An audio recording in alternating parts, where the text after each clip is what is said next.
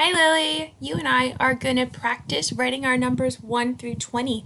So I made a short video for you to watch me use this model to practice my writing. Alright, so here I go. I'm going to practice writing my numbers. Remember we talked about when we write our numbers 1 through 20, we want to start all the way at the top of the page. Just like when we're reading a book, we start at the top and we work our way down. So I'm going to do the same thing with these numbers. How about I do red since I know you love the color red. So I'm going to carefully trace my numbers the best that I can.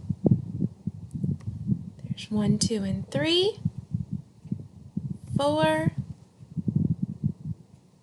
5, and 6. Alright, so Lily, on Class Kick, you are now going to practice tracing all the numbers 1 through 20.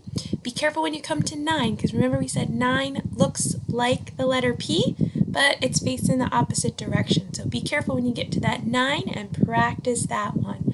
Alright, I can't wait to see your beautiful numbers.